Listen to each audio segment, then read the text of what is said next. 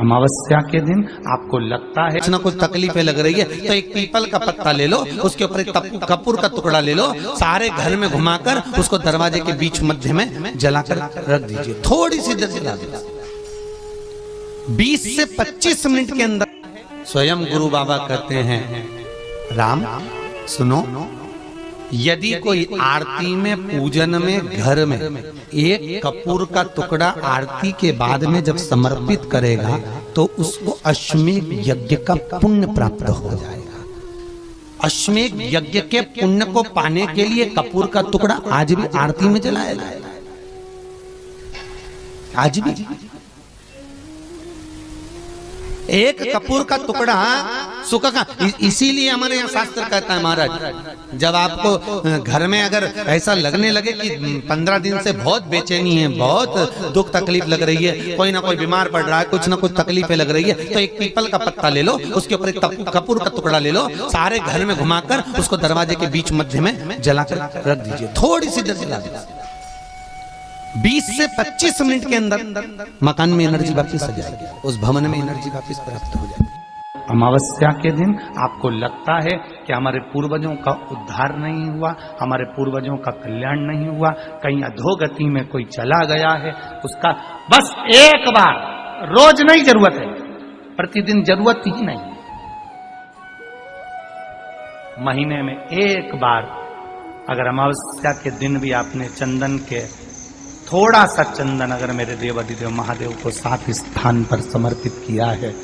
अशोक यहाँ पर वर्णन कर रही है, मैना, धन्य और कला की कथा कह रही है।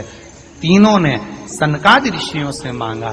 चंदन भगवान को अति प्रिय होता है और चंदन ही एक ऐसा होता है जो पितरों को भी प्रिय होता है, जिसका स्पर्श मात्र लगने से पूर्वजों का कल्याण हो जाता है।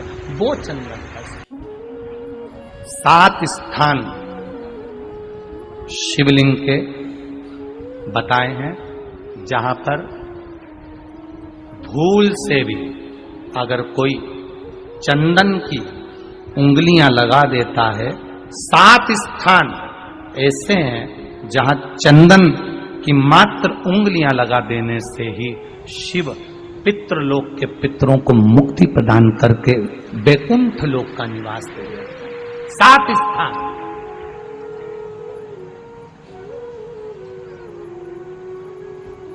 और वो 7 स्थान जो चंदन के बताए गए, पहला भगवान देवाधिदेव महादेव के शिवलिंग पर चंदन का लेपन। समझ लेना जरा बहुत अच्छे से। आपको लगता है स्वप्न में कोई मुर्दे दिख रहे हैं, या कोई जल रहा है, या कोई मर रहा है, या कोई चला गया है, ऐसा भय लगता है।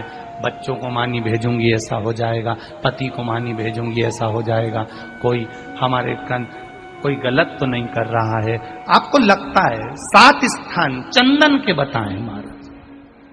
पहला शिवलिंग, दूसरा जहां गणेश जी का स्थान है, मालूम है ना सबको, जम के बोलो जरा, मालूम है ना सबको, जहां गणेश जी का स्थान है वहां अलग से गणेश जी बैठे, वहां नहीं। शिवलिंग में जलाधारी के ठीक सामने, राइट में गणेश, लेफ्ट में कार्तिकेय, बीच में अशोक सुंदरी। तो पहला चंदन बाबा के शिवलिंग पर, दूसरा गणेश जी पर चंदन की उंगली, तीसरा षडानंद कार्तिकेय पर चंदन की उंगली, चौथा अशोक सुंदरी पर चंदन की उंगली, पांचवा जलाधारी पर चंदन की उंगली, छठा जो शिवलिंग का जल बह रहा है इसके ठीक विपरीत की ओर चंदन की उंगली, और 7वां चंदन नंदी के मस्तक के ऊपर जो 2 सींग लगे रहते हैं उस पर चंदन की उंगली। ये कब लगाई जाती है? या तो अमावस्या के दिन आपको लगता है कि हमारे पूर्वजों का उद्धार नहीं हुआ, हमारे पूर्वजों का कल्याण नहीं हुआ, कहीं अधोगति में कोई चला गया है, उसका बस एक बार, रोज नहीं जरूरत है, प्रतिदिन जरूरत ही नहीं, महीने में एक बार अगर अमावस्या के दिन भी आपने चंदन के थोड़ा सा चंदन अगर मेरे देवाधिदेव महादेव को 7 स्थान पर समर्पित किया है। अशोक यहाँ पर वर्णन कर रही है, मैना, धन्य और कला की कथा कह रही है। तीनों ने सनकादि ऋषियों से मांगा। चंदन भगवान को अति प्रिय होता है और चंदन ही एक ऐसा होता है जो पितरों को भी प्रिय होता है, जिसका स्पर्श मात्र लगने से पूर्वजों का कल्याण हो जाता है, वो चंदन का। आपके घर में पितृदोष है, आपको ऐसा महसूस होता है, आपको लगता है, तो किसी भी नवरात्रि के पहले जो अमावस्या पड़ती है, मान लो अपन अमावस्या पड़ी, आप एक अंदाजा लगाइए, तो जिस दिन अमावस्या रहे उस दिन चावल की कटोरी में एक कपूर का टुकड़ा रख दीजिए महाराज, छोटा सा, और कपूर का टुकड़ा रखकर उस कपूर को दरवाजे के बाहर कटोरी में ही, चावल रखी हुई कटोरी में ही उसको पितरों का स्मरण कर कर जला दीजिए। और जलाने के बाद उस चावल को कहीं भी किसी भी वृक्ष की छांव में पक्षियों के लिए डाल दीजिए। शिव महापुराण की कथा कहती है, अगर मान लो पितृ आपको कष्ट दे रहे हैं, पितृ आपको तकलीफ दे रहे हैं, कोई काम नहीं होने दे रहे हैं, या कहीं आपको ऐसा लगता है कि पितरों का दोष है, तो वो पितृदोष देवी, अब ये जो आप करेंगे ये कब कर रहे हैं? अमावस्या के दिन आप उसको रख रहे हैं। अमावस्या के दिन उसको रखकर रात भर आपने रखा कपूर के साथ में, सुबह एकम पड़ गई, नवरात्रि लग गई, उसी दिन उसको जलाकर आपने पटक दिया। अर्थात उससे देवी और पितृ इन दोनों का आशीर्वाद जो प्राप्त होता है, तो घर में से पितृदोष समाप्त होकर लक्ष्मी की वृद्धि प्रारंभ हो जाती है, कार्य में सिद्धता आ जाती है। मान लो अगर पितृदोष है तो करो, नहीं है बड़े अलमस्ती से रहो, तो ये पितृदोष का स्मरण। तो यहाँ शास्त्र कह रहा है कि पितरों का जो लोक होता है, पितर जो लोक होता है, उस पितृलोक में 64 योगिनियां प्रवेश नहीं करती। शिव महापुराण कर रही है, शंकर की कथा कर रही है। एक छोटा सा उपाय अवश्य करिएगा। मान लो आपको लग रहा है कि आपके घर में पितृदोष है, आपको ऐसा महसूस होता है, अमावस्या पड़ती है, चावल की कटोरी में एक कपूर का टुकड़ा रख दीजिए, छोटा सा, और कपूर का टुकड़ा रखकर उस कपूर को दरवाजे के बाहर कटोरी में ही, चावल रखी हुई कटोरी में ही उसको पितरों का स्मरण कर कर जला दीजिए। और जलाने के बाद उस चावल को कहीं भी किसी भी वृक्ष की छांव में पक्षियों के लिए डाल दीजिए। शिव महापुराण की कथा कहती है, अगर मान लो पितृ आपको कष्ट दे रहे हैं, पितृ आपको तकलीफ दे रहे हैं, कोई काम नहीं होने दे रहे हैं, या कहीं आपको ऐसा लगता है कि पितरों का दोष है, तो वो पितृदोष देवी, अब ये जो आप करेंगे ये कब कर रहे हैं? अमावस्या के दिन आप उसको रख रहे हैं। अमावस्या के दिन उसको रखकर रात भर आपने रखा कपूर के साथ में, सुबह एकम पड़ गई, उसी दिन उसको जलाकर आपने पटक दिया। अर्थात उससे देवी और पितृ इन दोनों का आशीर्वाद जो प्राप्त होता है, तो घर में से पितृदोष समाप्त होकर लक्ष्मी की वृद्धि प्रारंभ हो जाती है। अमावस्या के दिन प्रदोष काल में, प्रदोष के समय पर, प्रदोष काल में शाम के समय पर जाकर किसी भी नदी, तालाब, बावड़ी, कुआं, कहीं ना कहीं जो आपके पास में हो, वहां पर एक घी का दिया, बत्ती का मुंह दक्षिण की ओर कर कर अवश्य जला कर जाना, सारे पितृदोष समाप्त हो जाएगा। अगर नदी, तालाब, बावड़ी, कुआं नहीं है तो पीपल का वृक्ष हो या बेलपत्री का वृक्ष हो या बट का वृक्ष हो, उसके नीचे लगा दो प्रदोष काल में। पर अमावस्या के दिन लगाएं जरूर। क्यों? क्योंकि अमावस्या 16 दिन तक पितृ मृत्यु लोक में आने के बाद में भोजन ग्रहण करते हैं। अमावस्या के दिन पितृ शाम के समय प्रदोष काल में शंकर भगवान का नाम जाप कर कर नदी, तालाब, बावड़ी पर पानी पीने जाते हैं। वहां से जल का आचमन कर कर पितृ अपने लोक को चले जाते हैं प्रदोष काल के समय पर। इसलिए प्रदोष काल में जलाशय के पास में बावड़ी, कुआं, नदी, तालाब के किनारे पर दिया लगाया जाता है, दक्षिण की ओर मुख कर कर बत्ती का, तो पितृ आशीर्वाद देते हुए जाते हैं कि फलो फूलो, आगे बढ़ो, उन्नति करो, तरक्की करो। ये पितरों का आशीर्वाद रहता है, पितरों का वर रहता है। आप देंगे, कुछ करा ना करा, फिर अमावस्या के दिन उस दिन दिया दक्षिण की ओर बाती का मुख कर कर।